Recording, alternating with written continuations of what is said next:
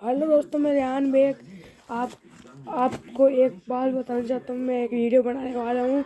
ये वीडियो भारत खोज की है। मेरे एक भी सब्सक्राइब नहीं है। आप मेरे सब्सक्राइब बढ़ाए।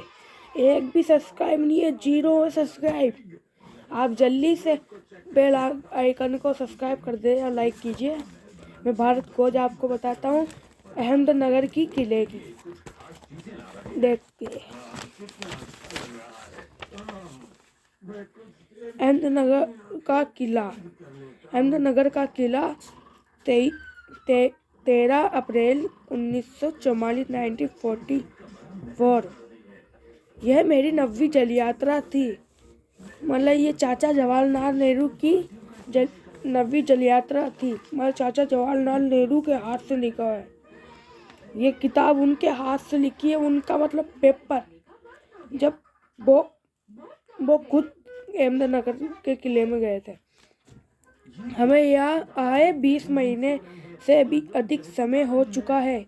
चाचा जवाहरलाल नेहरू को आए वहाँ पर अहमदनगर के किले पे 20 महीने से अधिक, मतलब ज़्यादा महीने हो चुके हैं।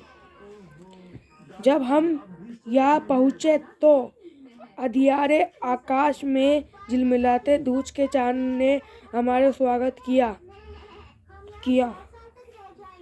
जब चाचा जवाहरलाल नेहरू अंधियारे आसमान में झिलमिलाते दूज के चांद में को देखकर ने उनका स्वागत करा था दूज के चांद ने।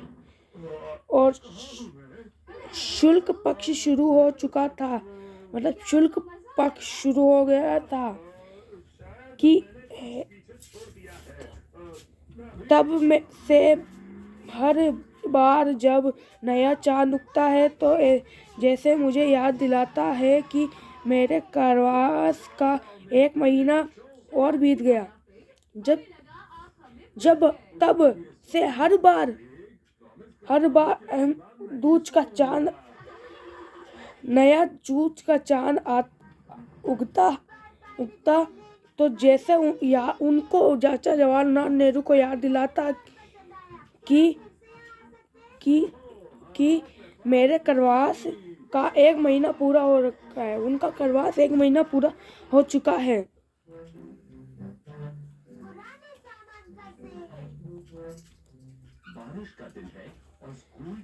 चांद मेरे बंदी जीवन का स्थायी सहचर रहा है। चाचा जवाहरलाल नेहरू बोले दूज के चांद को, ए चांद मेरे बंदी स्वास्थ्य सहचर रहा है।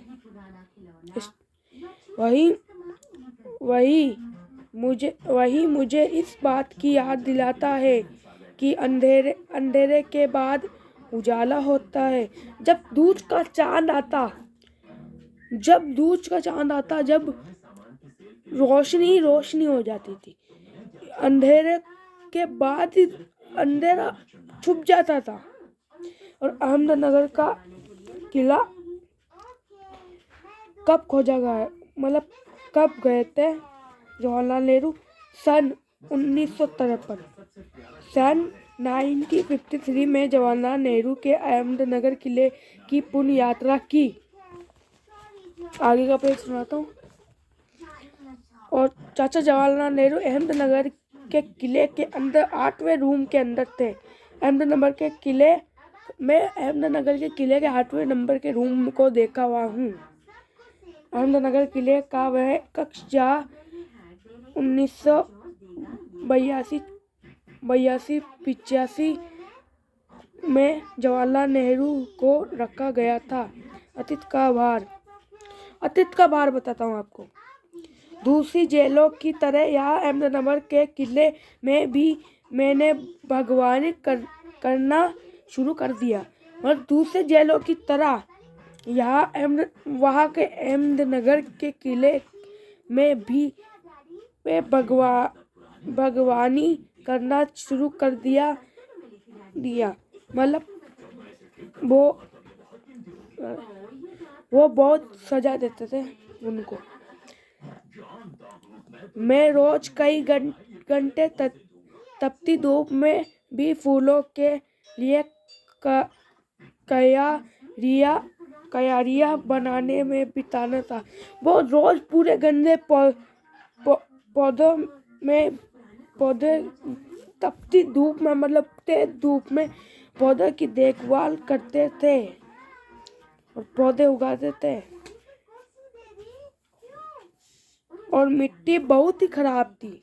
मिट्टी बहुत खराब थी, पथरीली और पुराने मतलब और अवशेषों से भरी हुई थी। मिट्टी बहुत ही पुरानी थी और पथरीली थी मतलब पत्थर की, और वो दीवारों के अवशेषों की जैसे थी।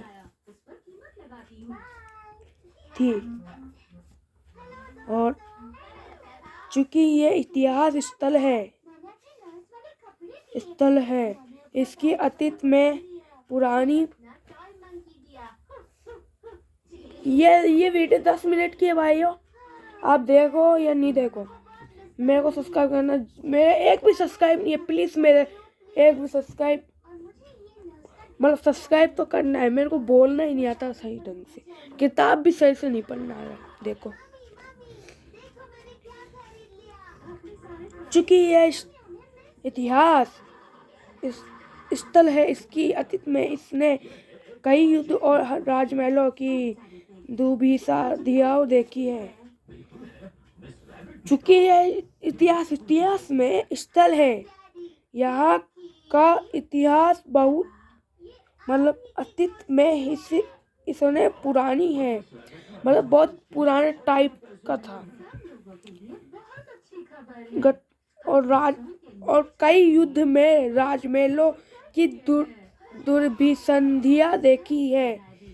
यहाँ का इतिहास बहुत पुराना नहीं है, मतलब वहाँ का इतिहास बहुत पुराना नहीं था, कुछ भी पुराना नहीं था, अब पुराना हुआ है वो। देखो घटनाओं की दृष्टि से इसकी कोई विशेष अहमियत भी नहीं है। घटनाओं की दृष्टि से इसकी कोई विशेष अहमियत भी नहीं है। इसका मतलब है उनका घटना है तो घटना आई, उनकी दृष्टि में वो कोई मदद नहीं कर सकते। पर इससे जुड़ी एक घटना आज भी याद की जाती है, मतलब उससे जुड़ी मतलब आपको ऊपर से लाइन पे बताया जिसकी जुड़ी हुई घटना आज भी उनको याद की जाती है।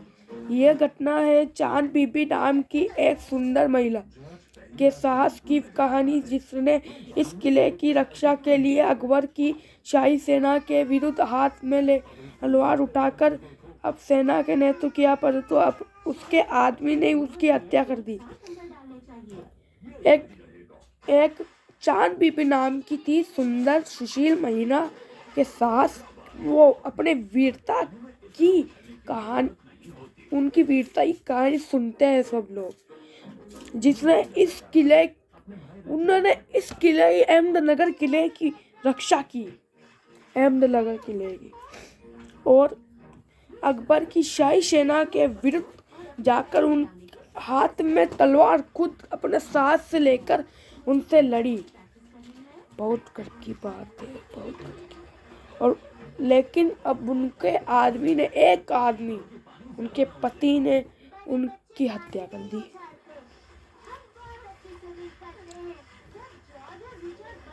खुदाई के दौरान हमें जमीन की सतह के नीचे दबे हुए प्राचीन दीवारों के हिस्से और गुंबदों इमारतें के ऊपरी हिस्से मिले।